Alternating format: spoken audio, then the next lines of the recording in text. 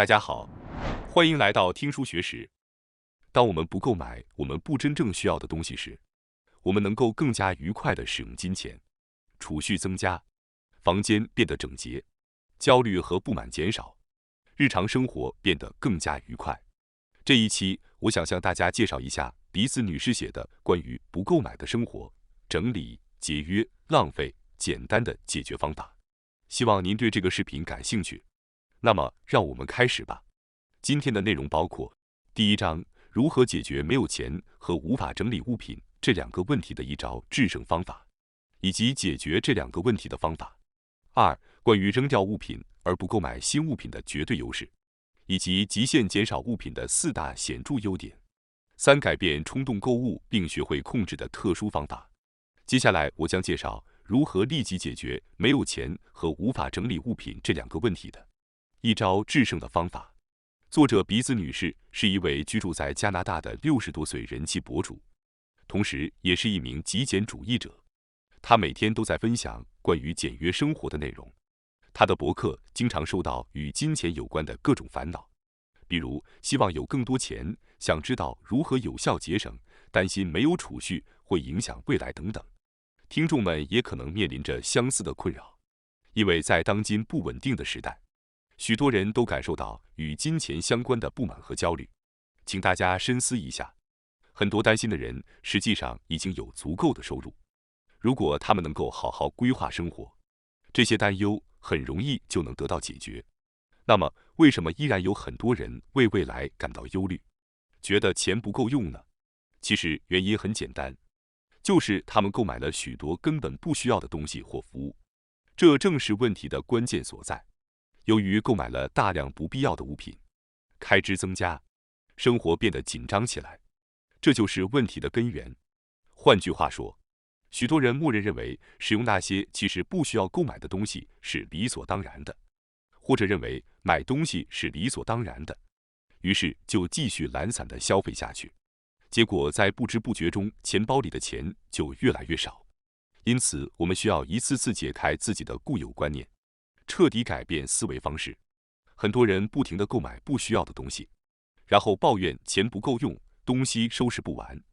证明就在于收纳整理方面的书籍需求非常旺盛，这是因为许多人实际上在不自觉地堆积了不必要的物品，因此他们想要了解如何收纳整理。正是因为毫无思考地购买了不需要的东西，导致家里到处都是杂物，无法整理并进行收纳。你不觉得这就像是自己在勒紧自己的脖子吗？换句话说，许多人都面临着物品过多无法整理和钱不够用的困扰。有一种简单直接的方法可以一举解决这两个问题，那就是根本不去购买不需要的物品，仅此而已。这绝对是最强大的解决方案。若能实现，你的人生将会发生彻底的变革。坦率地说，正确判断出对自己重要的事物，学会不购买不必要的物品，这项技能在人生中堪称至关重要。这并非言过其实，掌握了这项技能的你，将来将不再为金钱而烦恼，各种压力也会减轻，对未来的担忧也会大幅减少。我希望大家都能把掌握这项技能作为目标。如果能够不购买不必要的东西，只购买真正需要的东西，那么对金钱的担忧将会大大减轻，会更加安心。许多人在承受对未来金钱的担忧时，同时也承受着各种压力。然而，只要减少不必要的消费，实现满足的生活，就会发现自己只需要最基本的生活费就能生存，对未来金钱的担忧也会减少。特别是在当前经济不景气、未来前景不明朗的时代，这项技能可以说是每个人都应该掌握的最强大的技能。许多人因为担心钱的问题，所以会想尽办法赚更多的钱，或者尽量存钱。但即使这样做了，金钱的不安根本上是不会消失的。我希望大家能牢记，只有识别自己的价值观，不购买不必要的东西，只投资于自己真正需要的东西，才能摆脱对金钱的不安。这一点永远都是事实。作者通过长期的极简生活实践认识到，不购买不必要的物品才是最有效的节省之道。只有深入了解自己，只购买真正需要的东西，彻底舍弃不必要的物品，才能实现这样的生活方式。这样一来，你就能从物品无法整理、房间杂乱以及金钱不足等问题中完全解脱出来。储蓄会增加，房间会变得整洁，对未来的担忧和焦虑也会减少，日常生活将变得更加愉快。然而，仅仅告诉自己只购买需要的东西，不购买不必要的东西，并不容易。在长期习惯于大量生产和消费的社会中，改变已经根深蒂固的习惯和观念，有时可能会很困难。这正是本书的意义所在。仅仅在脑海中想着不购买不必要的东西，并不容易，需要具体的技巧。本书详细介绍了改变过度购买行为和思维，以实践不购买不必要物品的生活方式的方法。通过运用本书提供的技巧，你可以实现这种生活方式，从而减少不必要的花费，持续积累资金。许多人在谈到节约时，可能会觉得需要忍耐或感到疲惫。但如果重新审视当前的购物习惯，停止购买不必要的物品，你就能更轻松地节省资金。许多人实际上是被误导认为购买不需要的东西是理所当然的，因此一直在购买。这些年来，他们一直在购买对生活没有影响的物品，但这并不能让生活更加丰富。因此，要实现不购买的生活，我们首先需要解开许多人潜意识中的误解。这种误解是指人们潜意识中的一种信念，即除了生命和健康之外，金钱是世界上最重要的东西。然而，除了人生中金钱之外，生活中还存在着许多重要的东西。如果我们能意识到这一点，就能够避免被眼前的便宜所迷惑，不再进行对自己无益的购物。只要我们能够明确自己想要珍惜的东西、想要实现的目标以及理想的生活，就能够根据自己的价值观来进行购物。这样一来，购物的满足度将会大幅提升，金钱的使用也会更加得心应手，不必要的消费也会减少。现在我希望大家能够冷静下来，认真思考最重要的东西究竟是什么，问问自己的内心。许多人可能会认为自己渴望更多的金钱，想要拥有更多的物质，但这真的是你真正追求的吗？事实上，即使在有大量存款、拥有丰富物质的人群中，也有很多人感到内心空虚，因为他们发现真正重要的东西并不是金钱或物质，他们是在拥有大量金钱和物质之后才意识到了这一点。每个人都有自己的愿望和信念，如果能够与自己认为正确的事情保持一致，就不太会感到压力。一旦试图迎合媒体或他人的价值观，就会积累压力。我们常常感到痛苦，因为我们被迫迎合别人的期望，结果我们不得不压抑自己的欲望。无谓的花费往往是因为我们试图释放内心所抑制的情感。因此，如果我们能过上尽可能符合自己价值观的生活方式，就不会再盲目的购买不必要的东西了。明确自己的价值观，并尽可能的按照这些价值观行事，这意味着我们真正重视的事情。应该重视的是那些让我们全身心投入、充满热情和活力的事情，是让我们在日常生活中感到有意义和满足的事情，是我们真正喜爱的事物。找到这些东西对你的人生来说是极其重要的。一旦找到了，你自然就不会不自觉地购买不必要的东西了。因此，我建议你再次清晰地明确自己的价值观。你应该尽情地写下自己的珍视事物，比如可以列举出许多人都珍视的事情，被人接受和爱着，可以到不同的地方旅行，实现某种成就，受到赞赏，与家人和睦相处，完美地完成某项任务，积累知识，过得开心，过着宁静的生活，对他人有所帮助，放松心情，成为富人，诚实的生活，自由自在的生活，创作出优秀的作品，生活在动物或大自然的环境中，找到有意义的工作，不断成长，保持健康，按照自己的步调生活，珍视友情。通过思考这些想法，你可以诚实地思考一下自己的内心，并尝试明确自己想要珍视的事物。比如，对我而言，健康是最重要的事情，其次是成长，然后是去世界各地看不同的风景，最后是过上宁静悠闲的生活。通过这样的思考，我发现，无论是哪种价值观，都与金钱或物质关系不大，因为无论有多少钱或物质，都无法保证健康。相反，如果过于追求金钱和物质，可能会过度工作而积累压力，损害健康，也无法实现安静而丰富的生活。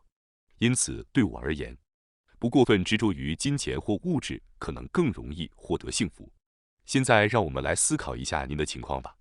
当您考虑到自己珍视的事物时，大部分其实与金钱或物质无关，对吗？如果是这样的话，我们可能需要重新审视我们的生活方式。如果能够按照自己珍视的事物来生活，我们就能感受到舒适，每天过得开心快乐。因此，请务必更加珍视那些重要的事物，并为此做出更多的努力。首先，让我们找出最重要的事物，然后再看看我们通常如何利用时间和精力。请认真审视自己的日程安排，考虑平时如何利用时间。这些活动是否是您真正想做的事情，或者是朝着理想生活的活动？也许许多人都在浪费时间和精力在一些无关紧要的事情上。如果能够重新审视时间和精力的利用方式，就能够更多的将它们用于您珍视的事物上。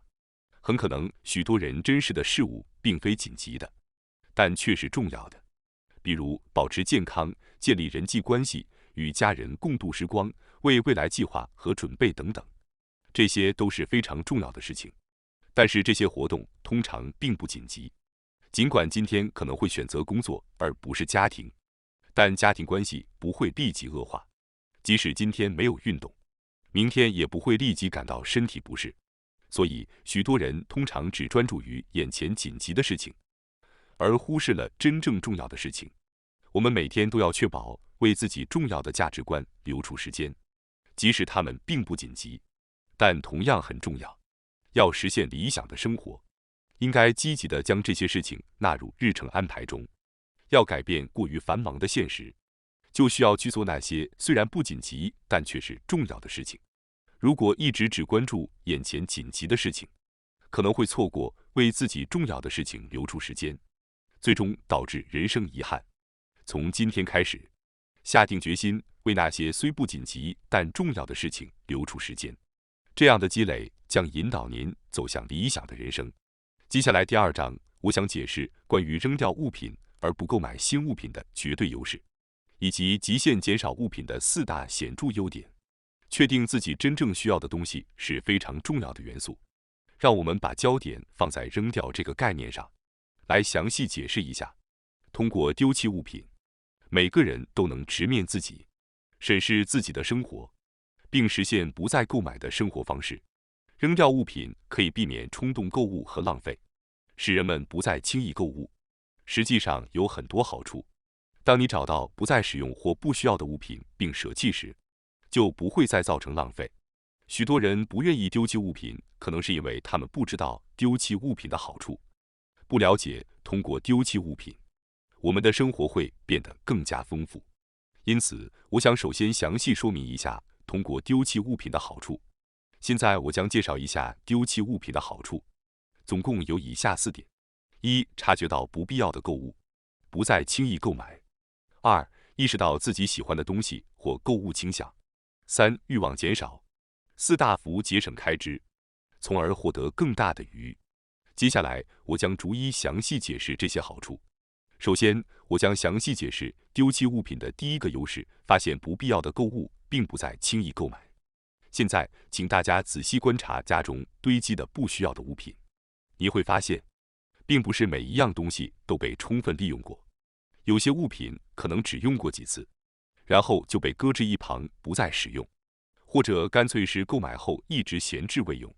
即使是您原本打算使用的物品，实际上也可能无法充分利用。这些都是您曾经购物失败的明证。当这些物品在家中积累成堆时，您会开始意识到今后购物需要更加谨慎。尽管丢弃物品可以使家中变得清爽轻便，但在处理过程中确实会感到有些痛苦。许多人会因为电脑或手机变旧而购买新的，却因为舍不得扔掉旧的而保留着。这可能是因为他们觉得旧物或许还有其他用途，所以一直无法下定决心扔掉。然而，这只是一个借口。实际上，扔掉东西确实有些麻烦，也需要花费时间和精力去了解如何处理，所以留着反而更加轻松。一旦您克服了这种心理障碍，花时间和精力去处理不需要的物品，你会逐渐意识到不再购物的重要性。由于丢弃物品确实需要耗费相当的精力和时间，因此从根本上避免购物会成为一种不断转变思维的方式。到目前为止，我们已经介绍了丢弃物品的第一个绝对优势，即发现不必要的购物并避免轻易购物。接下来，我们将讨论丢弃物品的第二个绝对优势，即认识自己喜欢的东西和购物倾向。在清理物品的过程中，你会发现自己的喜好和购物倾向，这是十分重要的认知。整理衣物或化妆品时，你需要决定留下哪些，舍弃哪些。在做出选择时，你会意识到自己的偏好。或许你会发现，原来自己并没有使用过某种类型的物品，或者原以为自己喜欢某种颜色的衣服，但实际上却从未穿过。通过这些发现，你能够自我约束。当遇到类似的商品时，你会想到，也许我不会购买这个，我可能不会使用这个。不管是经常穿的衣服还是很少穿的衣服，都混在一起放在衣柜里，你可能会迷失在其中，不知道自己真正喜欢什么，什么不喜欢，甚至误以为所有的衣物都是必须的。通过丢弃物品，你将不得不强迫自己思考哪些是真正需要的，哪些是不需要的。此外，通过勤劳地丢弃不需要的物品，你将看到自己购物的习惯和倾向。购买的折扣商品却从未使用过。通过逐一检查这些物品，你会意识到自己的购物习惯，从而改变未来的购物方式。有些人喜欢购买福袋，但他们真的会使用福袋里的商品吗？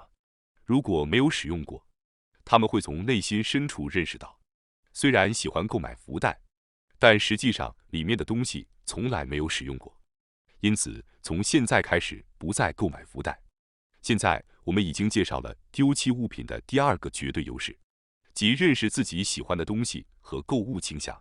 接下来我们将讨论丢弃物品的第三个绝对优势，即减少物欲。当你丢弃那些塞满书架和衣柜的不需要的物品，你的心灵也会变得清爽。同时，这种清爽的感觉非常令人愉悦。你会意识到，拥有少量物品是多么令人愉快。自然而然的，你的物欲也会减少，这样实现不再购物的生活方式就会更容易。此外，你原本用来购物和管理物品的时间和精力会被释放出来，你会感到更加轻松。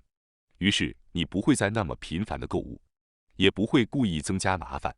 简化生活会让你感到平静和满足，你会享受自己喜欢的事物，不再被外界的声音所左右，也不会再冲动购物，追求一时的快感。现在我们已经介绍了减少物欲的第三个绝对优势，那么接下来我们将讨论丢弃物品的第四个绝对优势，即大幅节省开支，从而获得更大的余裕。通过丢弃物品，我们可以重新审视自己，只留下真正对自己有必要的东西，这样自然就会避免浪费和冲动购物，从而实现了大额节省。丢弃不需要的物品会释放出我们用来管理物品的时间、精力、心力，以及大脑的空间和物理空间等资源。如果将这些释放出的资源用于其他活动，我们的收入就会增加。尽管我们在积累物品的过程中往往意识不到，但拥有物品必然会导致管理成本，包括时间和金钱成本。最明显的成本就是存放物品的空间成本，因为堆积了大量不需要的物品，你不得不住在需要更高租金的宽敞房间里。但如果你能丢弃所有不需要的东西，过上简约的生活，即使是更小的房间也足够舒适。我们必须时刻记住，将不需要的物品留在家中，意味着我们一直在支付高昂的租金。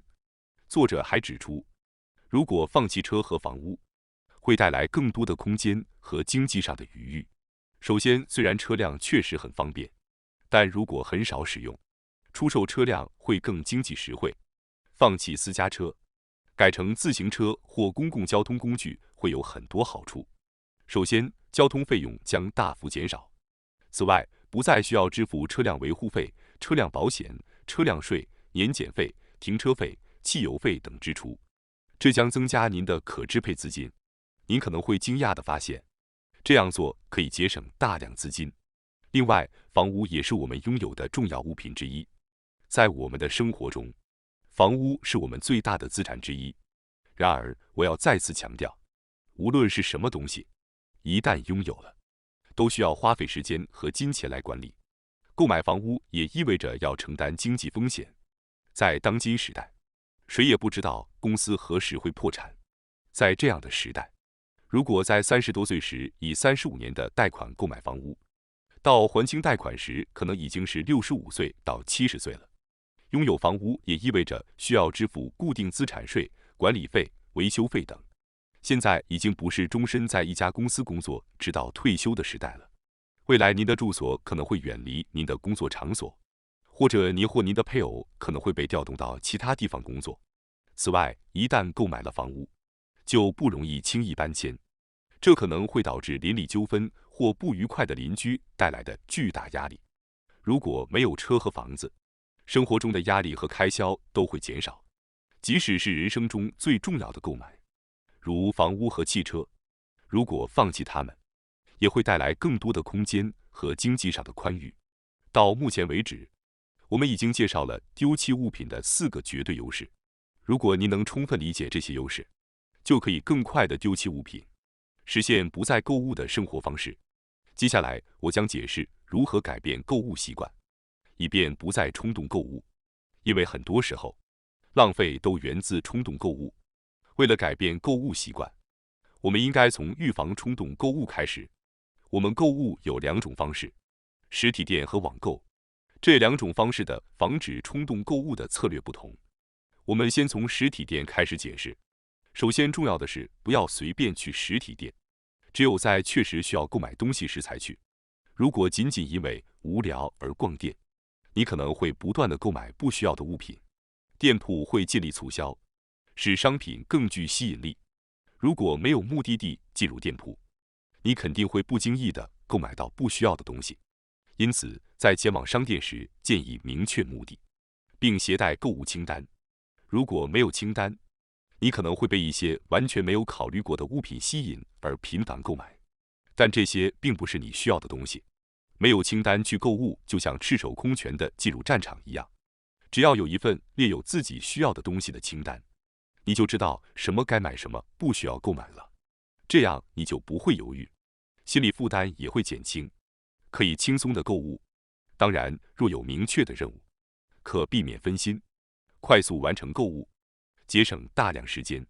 逗留时间越长，越容易购买多余物品，尽量避免逗留也很关键。在平常心状态下去商店尤为重要。情绪激动或压力山大时，购物难以冷静进行。例如，肚子饿时去超市，容易购买大量食物和零食，因此最好不要饿着肚子去超市，先吃些健康的沙拉等食物，再出门购物。接下来，我将阐述如何防止在网上购物时的冲动购买。首先，强烈建议停止接收商店的宣传邮件。定期收到新品或降价商品等促销信息的邮件，会导致购买不需要的物品。另外，忽略免运费服务。现今许多网店提供满额免运费服务，为了享受此服务而购买的东西通常是不必要的，因为最终可能无法使用。往往会将不必要或可不购买的物品放入购物篮，但大多数情况下我们并不会使用它们，因此应忽略免运费服务。在网购中忽视推荐也是非常重要的态度。大型网店通常会在商品页面底部显示，购买了此商品的顾客还购买了，或者推荐购买此商品的还有等推荐内容。如果我们不加以忽视，就会不断购买不需要的物品，有意提高购物门槛也是非常重要的。在实体店购物，需要前往店铺，这是一种门槛；而在网购中，只需点击几次就可完成购物。虽然便利，但门槛太低，容易导致不断购买不需要的物品的风险增加。因此，务必要提高自己的购物门槛。例如，不保存信用卡信息是一个重要的措施。每次购物都需要输入信息，这样如果物品不必要，就更容易在中途停止购物。我希望您能通过一些努力来增加购物的门槛，比如不使用购物应用程序，不使用定期购买服务，不收藏店铺书签等。通过这种方式，如果您自己提高了门槛，您就能更容易地区分出真正需要的物品和不需要的物品。如果是真正需要的物品，即使需要输入信用卡信息，你也会选择购买。而如果是无关紧要的物品，在输入信用卡信息的阶段，可能就会觉得麻烦而选择不购买。此外，无论是在实体店还是网店购物，都应该避免贪图廉价或特价商品。我们最容易浪费钱的时候，往往是商品降价时。当我们想改变购物习惯时，我们应该特别注意折扣促销。如果能够合理的利用促销活动，就能减少失败的可能性。许多人认为在促销时购物更划算，因此会贪图促销商品。举例来说，上个月还要2万日元的夹克，今天却打折半价。有些人会觉得以50%的价格购买一件100%价值的物品非常划算，于是会心生兴致。然而，物品的价格和价值并不总是相符的。最终，即使购买了，如果不使用，物品的好坏也完全无关紧要。对于自己来说，不使用的物品价值就等同于0，甚至可能成为废物，让人后悔购买，影响自己的评价。因此，该物品的价值可能会低于0。实际上，若知晓不使用物品其价值将低于0，就会明白折扣购买并非总是划算的。许多人对折扣特别敏感，可能是因为不想错过机会，担心错过清仓大甩卖等字眼的商品会售罄而无法购买。日本的商店每个月都会举行各种促销活动，所以即使错过了这次的机会，后面还会有更多类似的机会出现。当然，这并不是机会，也不是别的什么。抛弃那种错过机会的想法吧。许多人会因为觉得需要某样东西而去购物，但在特价活动中，意识往往会偏向于购买便宜的东西。这样一来，那些折扣力度大的商品就会显得更有吸引力，而物品的选择标准则变成了价格最便宜、折扣最多的东西。即使折扣幅度很大，但实际上也不一定是你所需要的东西。这正是陷阱存在的证明。每当注意到这一点时，请告诉自己，我又陷入了特价的陷阱。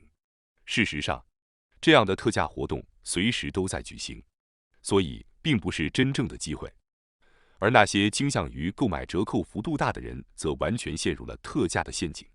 要警惕陷入特价陷阱的诱惑，理性的判断是否真正需要购买，以免落入不必要的消费陷阱中。感谢大家收看今天的节目。如果你喜欢我们分享的内容，记得点赞、订阅并开启小铃铛通知，第一时间获取我们的更新。在下次的节目中，我们将继续为大家分享更多有益的书籍。再次感谢大家的支持，我们下期再见。